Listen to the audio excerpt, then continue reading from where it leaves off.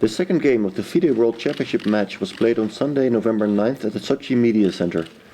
Magnus Carlsen of Norway was the first to appear on stage, carrying his trademark bottle of fruit juice, and only seconds later his opponent Viswanathan Anand of India arrived as well, holding a glass of water. One of the spectators in the playing hall, at the start of the game, was former world champion Boris Spassky. About 15 minutes later, a press conference was held where Spassky was the main guest.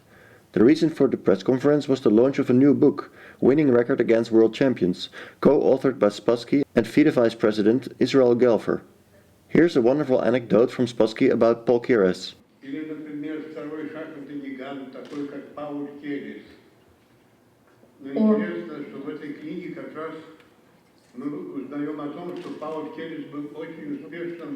В борьбе против чемпионов мира.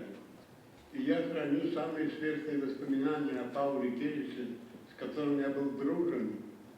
Он ко мне относился по-отечески, нежно и добро, помогал мне, сочувствовал моей судьбе, а я ему сочувствовал. Я его много расспрашивал о шахматах. Я много расспрашивал его о его приключениях во время войны. Он мне охотно рассказывал.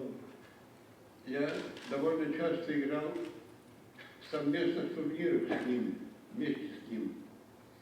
2 раза я совершил путешествие на автомобиле через Европу, с запада на восток. Могу даже привести такой пример. Однажды, когда мы ехали из Западной Германии в Таллин, я слишком быстро ехал и очень часто нарушал знаки дорожные. Скажем, знак 60 километров. Я говорил, что за глупость, почему тут знак 60? Тут можно ехать 100. И тогда Павел Петрович меня уточнял, он говорил, Борис Васильевич, лучше иметь плохие порядки, чем никаких. Back to the game, which was won by Carlsen in 35 moves as white. In a quiet Ruy Lopez, Berlin defense, the Norwegian started an attack on the enemy king, and Anand had to make some concessions setting up a defense. In what was a very difficult position, the Indian blundered and had to resign immediately. There wasn't too much going on, to be honest, but I felt, I might have a slight initiative, and then here, after 19 moves for G3, I was getting a bit more optimistic, and well, if Black has to go knight G6 and go for this position, then it's clear that something has gone pretty seriously wrong. But Queen F7 is much better. I just miscalculated something up with Bishop E6, and to be honest, there aren't any really easy choices.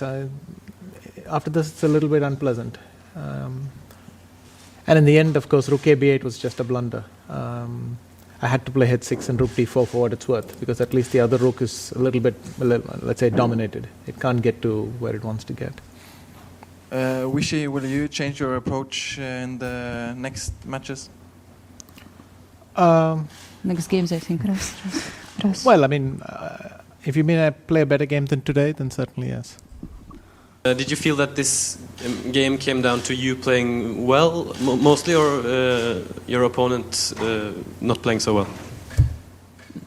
Well, I just tried to put him under pressure. I don't know if I played the most accurate way. I think he could certainly have defended better, but you cannot win in chess without mistakes, obviously. So you got to play well to induce those. And what about Spassky? Well, he was probably the most universal player of his time. In his prime, he could play successfully in any type of position, and it all came very naturally to him. I mean, obviously, I grew up studying his games, but it's difficult to isolate what you learn from one person than the other. Espen Agdestein, the manager of Carlsen, is obviously happy with the match so far. It's great, of course, today that Magnus won, and I was hoping today that he would be able to put pressure on Anand with the white pieces, and to kind of repeat the development from the game yesterday, where he was able to press with black, and hopefully, if he can continue to press, it will be difficult for Anand to cope with that. So today went exactly as we hoped, but it is still early in the match, and it will be